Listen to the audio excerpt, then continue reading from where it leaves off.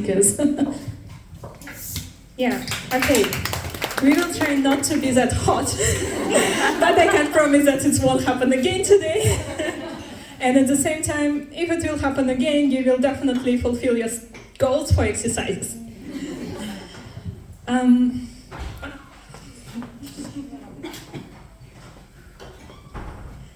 So let me present our next speaker, Sonali.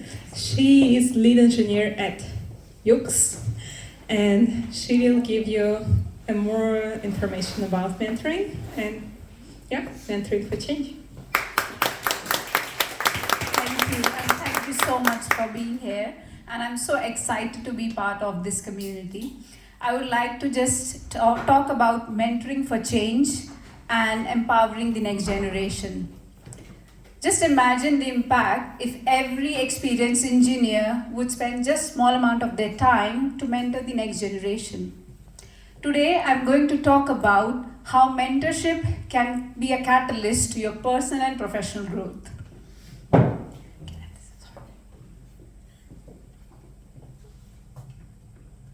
So let's talk about the elements of mentorship.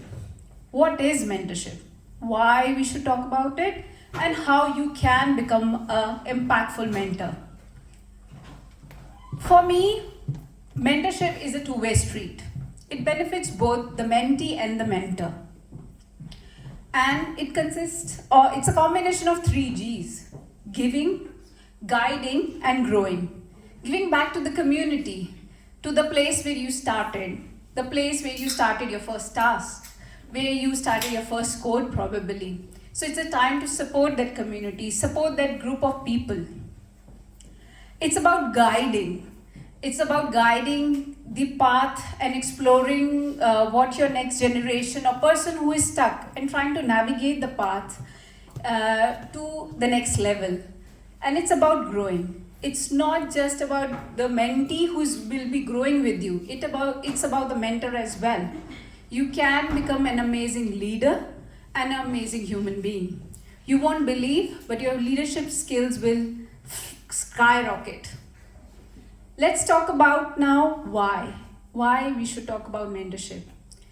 So let's think about the diverse perspective. So when you're empowering and mentoring women, you're bringing a varied experience in engineering world, which might not be the case in a homogeneous group. Societal impact. So mentoring women and building their new skills, bringing up to in the engineering world, you are creating a more skilled representative workforce. Let's give you some tips how you can become an impactful mentor. I have this 4-step process that might guide you and help you. Understand your mentee's goal. So the most effective part of this mentorship relationship is to understand your mentee's aim, what the mentee wants.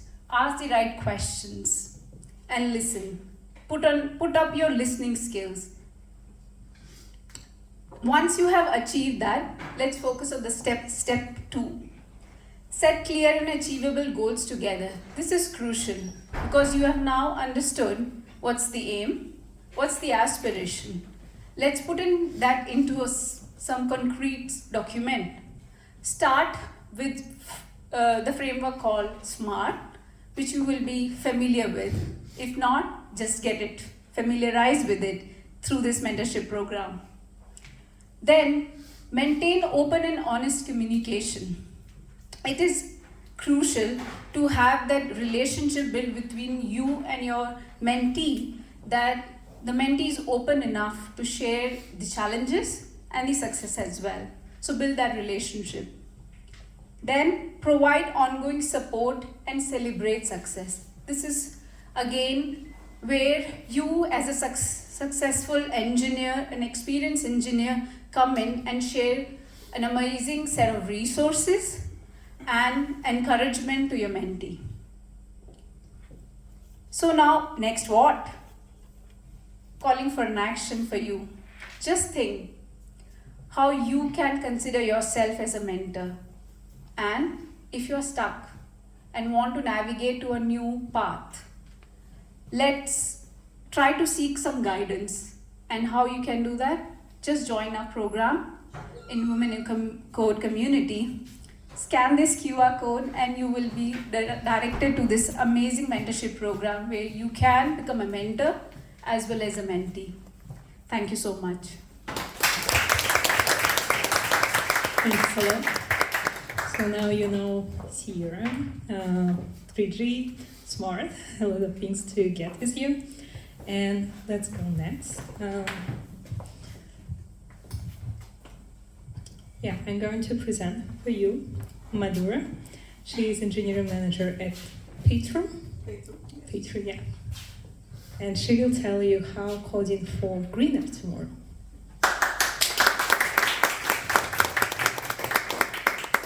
Hello. So let me first start with a show of hands. How many of you think that the code we write, you can hear, right? Okay, sorry. The code we write has got a carbon footprint. Anybody? Okay, we have some hands. So you will find this talk interesting. I won't bore you then. Let me go to the statistics. So aviation industry has been the poster child for environmental impact so far. But now the data centers have overtaken. So what is going on? We write a function, we write unit test, we run the unit test, and we are happy. The code gets deployed onto cloud platform. And this is where the impact starts. So the data centers need a lot of energy to run the servers, the cooling units. Most of our energy comes from burning coal. And this is where our carbon footprint starts. We are releasing more and more software versions. This is making our hardware obsolete, and that results in e-waste. So what can we do from our keyboards? So these are some of the green strategies: code optimization, energy efficiency, and carbon awareness. There are multiple code optimization techniques. I have just covered two of them here. Efficient algorithms. Bubble sort, as we all know, has got a big O of n square, whereas quick sort is much faster and efficient with the O of n log n. So why does this matter? Is it only for our interviews that we need to know these answers? Not really, because every CPU cycle consumes energy. And that is why the big O matters even for our planet. Next is the efficient languages. If you look at C, C++, Java, Rust, these are all in the top tier languages, whereas Python ranks quite low in the list. And Python, as we know, is most widely used for machine learning and training algorithms. So as the AI industry is going to grow, the impact on the environment is going to grow. Next is the energy efficiency. Every network call consumes energy. So if you are writing an application which is polling your server every 10 seconds, then think of an alternate. Can you think of webhooks instead? Support dark mode. Dark mode consumes less energy as against a light mode application. The next one is carbon awareness. Carbon awareness simply means that do more when the energy is clean and green. There are two concepts here. One is demand shifting and one is demand shaping. Demand shifting means you move the processing to a region or time when there is green or clean energy. For instance, if you're doing a big batch run for billing, can you move it to Norway or Finland where the energy is green? Or can you do the processing at night when the energy demand is less? The next concept is demand shaping, where actually you reduce the demand of energy itself. For instance, if you have an application or a website that loads high resolution images, can your application be carbon aware and you load only low resolution or no images at all? So what's next. All this, what I have said, is not simple. But hey, we are engineers and we love challenges. So I'm going to leave you with a small challenge today. The next time you write a function, can you think green? Thank you for listening.